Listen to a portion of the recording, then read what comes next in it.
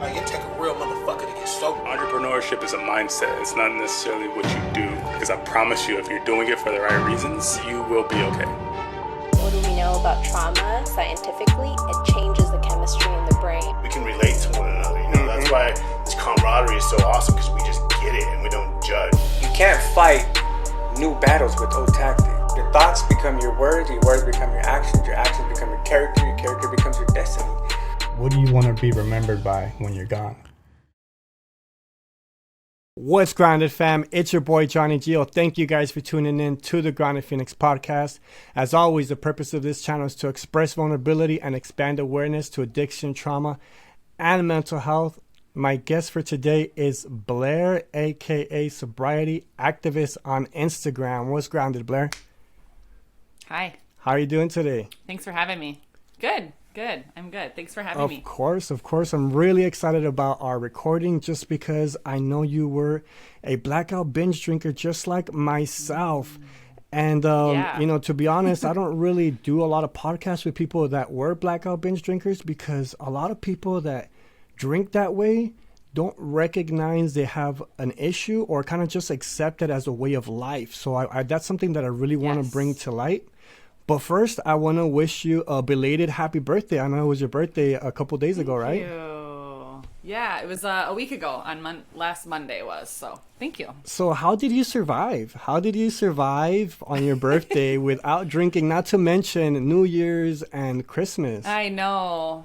Well, yeah, it kind of sucks to have your birthday so close to a big holiday or a couple of big holidays. So, Right. I've just been used to that, I guess. And you know, ever since I quit drinking, it's kind of been like, oh, yeah, my birthday, whatever. But I kind of feel a little bit more excited about my, quitting drinking date nowadays than I do my birthday. It's like this new thing to celebrate. You know, you always celebrate your birthday. Everybody does that. But not everybody gets this cool other date to celebrate. So do you like celebrate harder? Like, do you, how do I say this? Like, do you like do something more like than your actual birthday? Are you more excited about that, and why is that? Like, because to me it's kind of like the reverse way. For some reason, my sober birthday, like I'm like, okay, cool, yeah, you know, this marks like 7 years I'm sober. But like my actual birthday, I enjoy that more for some reason, even though I do have kids. And I know I read one of your posts that you mentioned that you live more so for your kids and not for yourself, and that kind of just like not that it takes away, but you're just more focused on that. Yeah, I think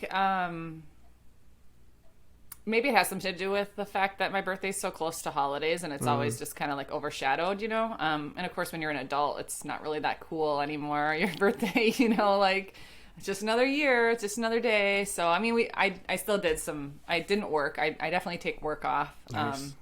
Went out to lunch with my husband, got cookies, and then you know, I'm a mom, so that night I got to pick what we watched. So we watched Beauty and the Beast. And awesome. then, so I think like the reason I got to the point I am now, I became a mom, and that's kind of what set off this like switch in my brain saying like, I can't do this anymore. I can't keep up living this drinking life that I was. But since I've, I'm almost 4 years without alcohol, it'll be in February. Congratulations. And, so thank you. I think that now, I mean, I do it now for me. I think, but when started it was having my son. So, and he was 18 months old when I quit. So, yeah, I had a similar situation where I was a dad as well. And, you know, I was one of those guys that I was drinking and driving, picking up dope with my son in the back seat. You know, it was like that. And, you know, I really admire the fact that you did it for your kids.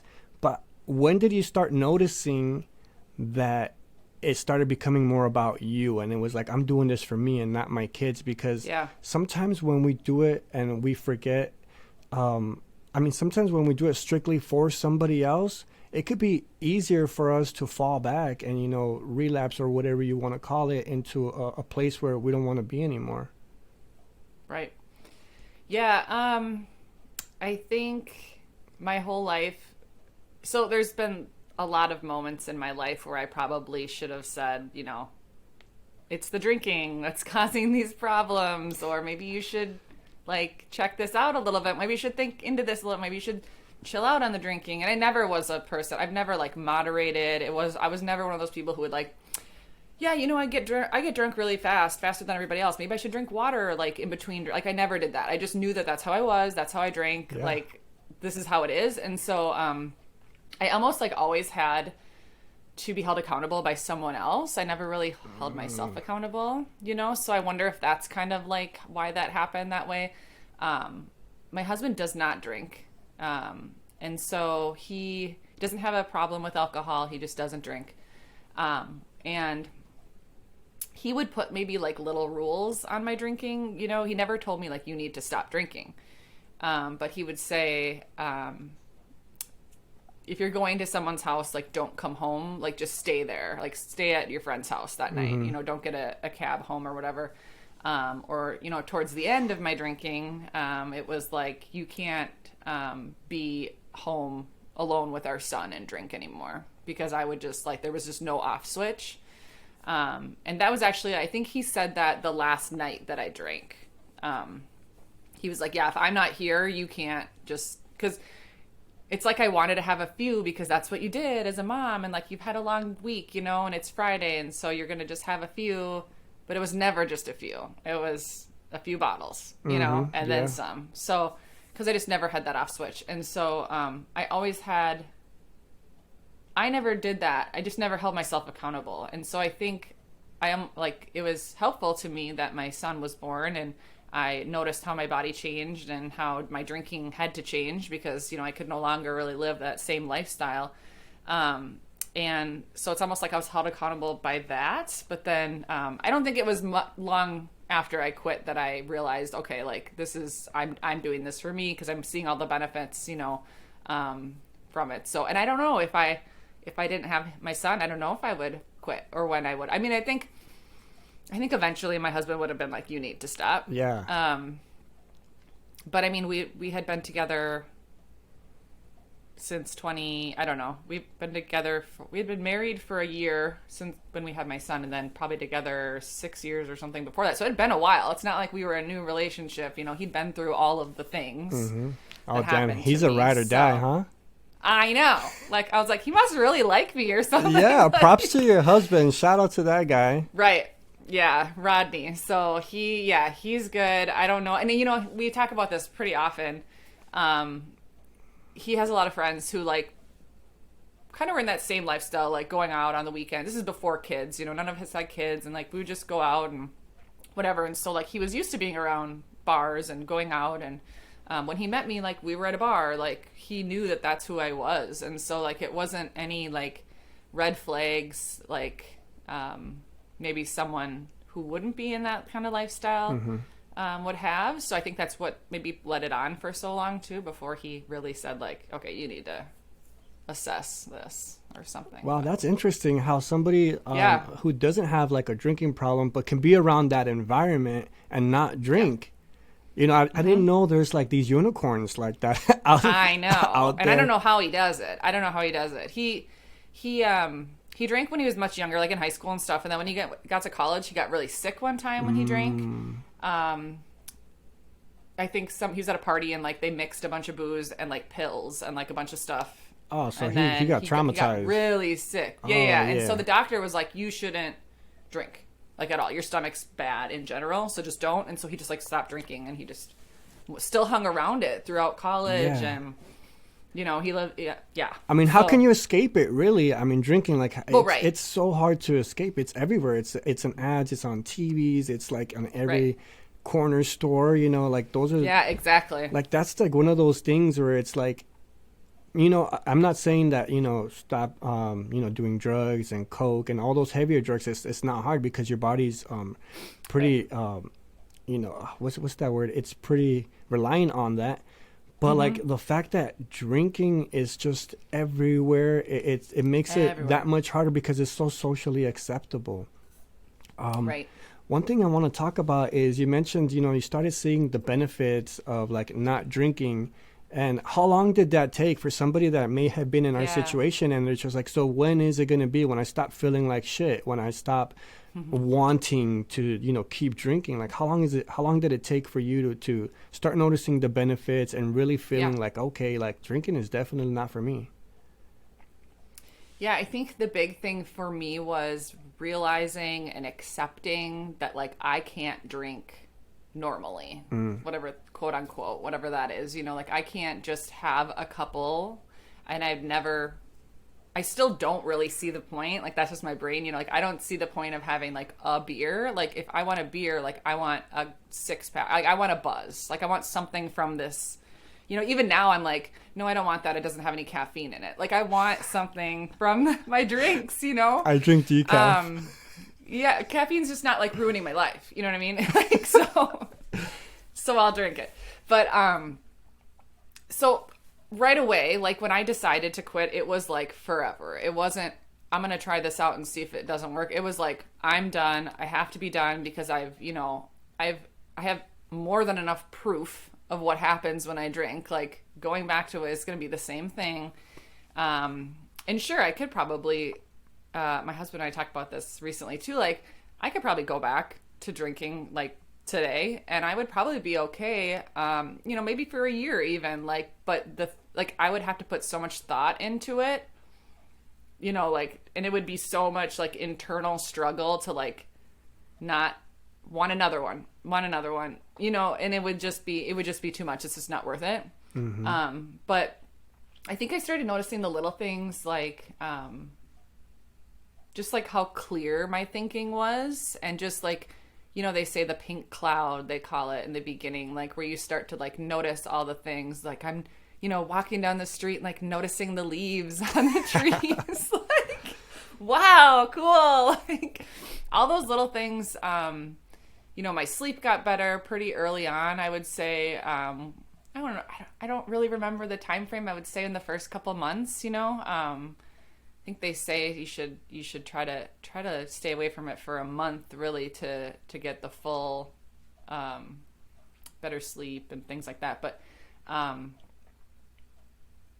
would just say like everything got better, you know. I mean, it's not like perfect. My life isn't perfect, of course. Then I had to like, all the emotions came in, right? Next, that I have to deal with. That's exactly the next thing that I wanted to mention. You know, aside from like the benefits, you know, right, really quick, you start noticing, you know, post-acute withdrawal syndrome. You know, the effects of like the alcohol not being there, and like, you know, being like a source for us to like numb the pain or whatever we're going through. How did you deal with any post-acute withdrawal symptoms that you might have had? Yeah. So for me, my drinking was, I wasn't like a daily drinker. I was more of, like, I would work all week, and then like on Friday, I would just like hit it really hard to the point where like I couldn't even drink on Saturday because I would be too hungover. And I'd be hungover for like 3 days, you know, physically 2 days maybe. And then like a few more days of like an emotional kind of hangover. Like, why did I do that again? Like, that was at the end, and that was like the worst. Like, that was almost worse than the physical sickness, and I got sick. You know, agree. like, I drank so much. I think my body changed, you know, after I had my son too. So like, I think the way my body metabolizes things, I think is different. My husband would say that I always got drunk like way faster than everybody else. So I don't know. Some science behind that, but what was your question? Oh yeah. So the emotions, right? When you quit drinking.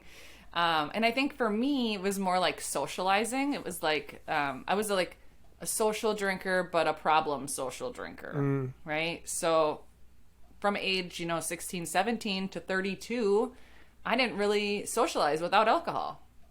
So like, I didn't really know how to do that. So that was like the uncomfortable feeling that I had to kind of deal with. And it was weird and awkward and hard, and that lasted, I think, for a while, like even a year maybe, you know, of just like being in social situations. And of course everybody's drinking, so that's another layer of it, but just like, you don't get that buzz feeling, that nummy kind of feeling anymore in that social situation that your body's so used to. So you have to kind of like retrain your body to be comfortable, right, in those situations. That liquid courage. Yeah, I think it was really just like a huge social aid, I guess, for me. Right. And so that was hard. And then again, you know, all throughout my 20s, it was just drinking, partying, whatever. And so I didn't really know what made me anxious or what made me upset, because I would just drink because that's what we did, right? If you like somebody breaks up with a boyfriend, we go out, we drink over it, or we whatever it is, or we're celebrating, it's like this happy emotion, now we're drinking over it. So I didn't really know what to do in those situations, because I never had I didn't do that without alcohol. So this is like not, my story is not unique. Like this is a lot of people, you know. But so I think for me, like, I think the anxious feelings were the hardest one. And still, I still, you know, deal with that and kind of lack of control of what's happening in my life. If something goes out of the plan that I have in my head, then I'm like, what do I do? And I had therapy this morning, and I was just talking to her about that. I was like, you know, I'm pretty like stress free, like I'm pretty like this, but as soon as there's like one thing, I just like don't know how to react. Like I get irritable, and I have to like, you know, put these things in place that I've learned. Like sometimes it's just go to bed, really. Like start honestly, another day.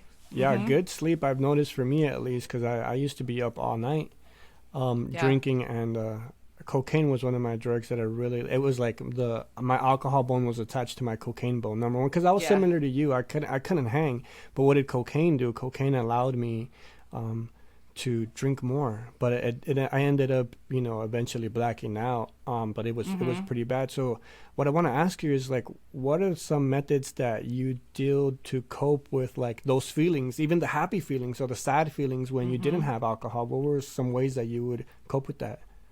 Right, like in the beginning, you mean, or now, or now? Yeah, now and in the beginning, actually, you know, just because well, I don't think I knew how to do anything in the beginning when I first quit. I don't think I really, it was just like learning yourself all over again. Especially when you're drinking in those years, your 20s are so important, you know, to figure out who you are. Like as a person, you're trying different things, you're meeting new people, you're maybe doing different careers, different jobs, all that kind of stuff. And so being drunk for a lot of that, like, really didn't allow me to figure out who I was. So I really had to do that all over again at age 32. And I guess I got lucky that I decided to do that at 32. People go through their whole lives, you know, and they never figure out who they are. Facts. Now I go to therapy once a month. I am been really trying to do more things for myself, like little things like reading before bed, taking a bath, you know, going to sleep like when I'm tired instead of just like staying up to watch another show, you know, just like those little things. I feel like if you try to do those little things, a lot of times those will help more than just trying to do like one big thing. Yeah, they definitely do accumulate. I know for me at least, I think fitness was like one reason that like I started getting like discipline and accountability, and that kind of carried on to like me being more disciplined with not drinking, and, you know, even going towards like the inner work, because it gave me the courage and the strength subconsciously. It's not like I was like, oh man, you know, like I'm getting some muscle, I'm getting some weight. Yeah. I feel better about myself, but I know there's still some things that I got to tackle, and almost subconsciously just kind of happened. Do you remember the day that you were just like, you know what, F this, I can't be living like this anymore? I know you mentioned it was because of your kid, but do you remember that exact instant? And take me back to that moment, and how do you feel about it now? I know everybody has a different story. They have a different bottom, if that's what you want to call it. For me in particular, I almost lost my arm. I went through a bunch of accidents physically, but it wasn't until this thought came to my mind that I said enough is enough. And sometimes all it is just that. It's just a thought. Yeah, and so mine was really similar to that. It wasn't this build up over time of like, I should really quit drinking, you know. It was just like one more night that was just like any other night, you know. And I want to say it was a Friday that I drank the last night, because that was just like what I typically did, you know. But I just drank more than I needed to, and I was home alone with my son, and my husband was out with friends, and I had tripped over the baby gate and fell, and not abnormal. Like I would fall, like I was a faller. Yeah. Right? I'm also like 6'1", so like it's a long ways to fall. And I tripped over the baby gate, and I broke a wine glass, and he's coming home, walking in the door, and I'm like cleaning up the wine glass. And that was kind of all I remember of the night. But, you know, of course, I woke up super hungover, bruised, scratches on my hand from cleaning the wine glass. And I had like that 2-day physical hangover, something that happened to me all the time, you know. And then it was that Monday after work where I was in the middle of that like emotional hangover still. And I was at work, and I read a blog, and I can't remember if I got it in an email or somehow. I wasn't like searching for it, but it came up somehow, and it was about a mom who didn't drink, and there was a story that she told about it. And so I like looked her up, and she was a writer, and I listened to a podcast she was on and read a little bit more of her things about not drinking, and I just typed her name right into the Facebook search and sent her a message, like this really long message, and was like, hey, here's what happened. This is not like, this is what I do every time. Like, I need to stop. I know I need to stop. I don't know how. Yeah. And so like, that's what I did. And she messaged me back like right away, and I was so surprised. And she gave me some, advice. You know, she said, you don't have to drink. Like, and no one had ever said that before. Do you know what I mean? Like, yeah. No one had ever said like, you just don't have to drink. Like, I just thought in order for me to stop drinking, I had to like put myself in like a rehab or go to like intense therapy and counseling and all this stuff, and like something really bad had to happen, you know, or I had to like lose my marriage or something like that. And so like that's what so many of us think. But she was just simply like, you don't have to do this anymore. You know, here's some tools, here's a podcast, here's a book, here's this. Gave me some of those things to start off. And I went full on, you know, as we do when we lose something that we go full on. I was full on drinking. Now I'm full on alcohol free, like all the books, you know, a couple books a month, like these, constantly doing all these things. And so that's what I did right when I started not drinking. And I haven't drank since. Like that was the last time I drank. So yeah. Awesome. And now it's kind of full circle because people are reaching out to me saying, how do I do this? And I'm like, I was in your exact, like, don't even worry about it. I was in your exact same position 4 years ago, and here's what you're going to do. You know, it doesn't work for everybody, of course, but you know. Yeah, there's definitely more roads to recovery than one, for sure. It's definitely not a one size fits all, but I do have to say that, you know, some people are sicker than others, you know, and I think it's important to take those precautionary measures and just know yourself, you know. And if someone is advising you or someone in the medical field is telling you, hey, you probably do need to check into rehab, you know, then take their advice. But if you know you are a drinker such as us, or somebody that binge drinks and doesn't drink all the time and is not very reliant on it physically, then there's a possibility you can do it on your own. You can read some books. I think that's one of the gifts of like this journey in sobriety is when people reach out and, you know, they are in the similar shoes that you were in before, and you are able to give some words of advice or encouragement and try to lift them up.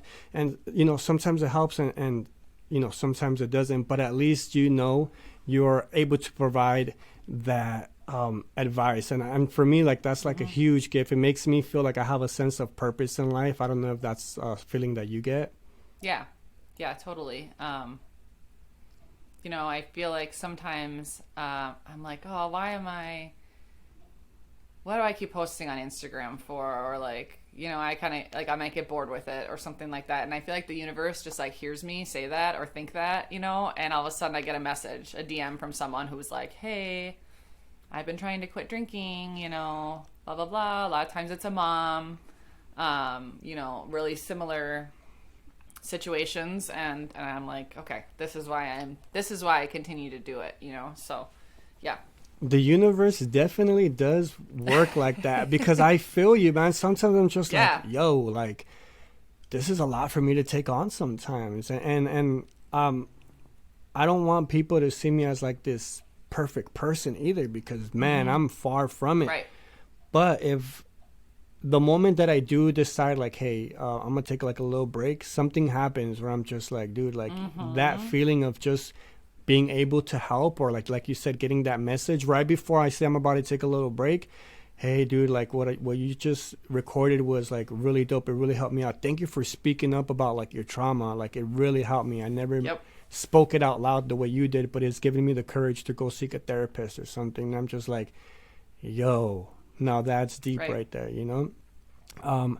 So moving forward, I want to talk about something that you want to talk about. I like to give the floor to my guests on the podcast just so, you know, you guys can have a platform and really mention things that you feel like are important in the recovery world for someone's recovery. And it doesn't even have to be recovery based, actually. It can be anything that's of importance to you. Yeah, I think my big thing that I like to strive for is just to be like relatable, you know?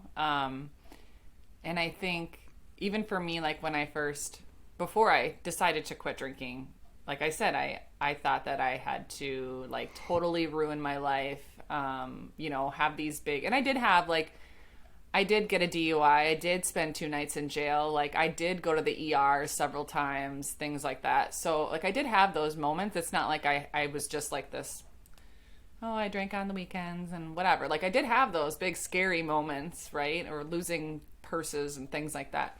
But I just like, you don't need to get that far. You don't need to have those like big rock bottom, quote unquote, rock bottom moments that we all think we have to. And I think that's just like the stigma, right? Of like alcohol abuse or addiction, things like that. You can decide that you just don't want to keep living that life anymore if it's not making you happy. And I think it's important to like say that like, yeah, it's scary to do that, especially in today's society where, like we said, alcohol is everywhere. Everywhere you turn, there's a billboard or a sign or a commercial.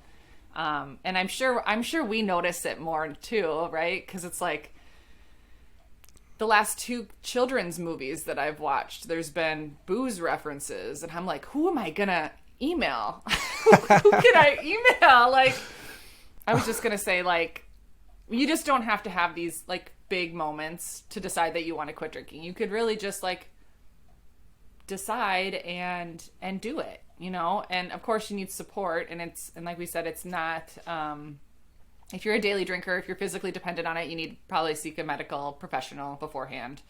Don't just quit. But there's so many of these people out there that were just like me or just like you, where it wasn't necessarily a physical dependence, it was more social and something that we just thought we needed to do, and you just don't, especially if it's ruining the way you feel about yourself or ruining your life, you know, in little ways. It doesn't have to be these big ways either, like a divorce or anything. It could just be like, I don't like how I feel, you know? Exactly. And so that can be it. Right on. One thing I want to add to that is to like listen to that little voice in the back of your head that's like, you know, you should stop drinking. Right. Or like, you know, this is probably not for you, because I know for me, like I shut that voice down I think for a long time. I was like, after these emotional hangovers, it was like, oh my God, I'm so sorry, or I feel ashamed for the things that I would do or the way that I would act. I'd be like, man, that's just not me. But then again, I would continue drinking. But that voice in the back of my head was like, you know, you don't need to. You don't have to anymore. Yeah. So listen to that voice and really, be friends with it, because I think the moment that I started really caring about like my thoughts and paying attention to what I would think and even the words I would speak. I remember I used to catch myself. I'd be like, yo, like I need a drink right now. Like, what the fuck? Yeah. Like, excuse my language, but No, it's no, fine. you don't.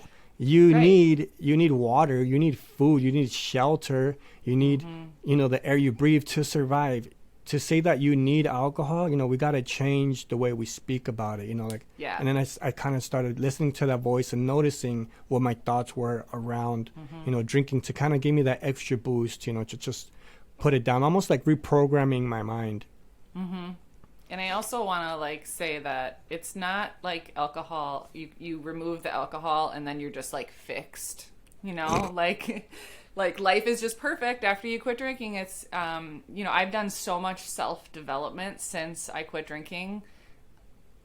It's hard to remember who I was before. Like, Facts. I really don't, you know what I mean? Like, I really don't, I don't think I had like any substance before. Like, I really didn't have any hobbies. Like, if you would ask me like what do you like to do for fun? Like 4-5 years ago, I would have said like go out to the bar with my friends.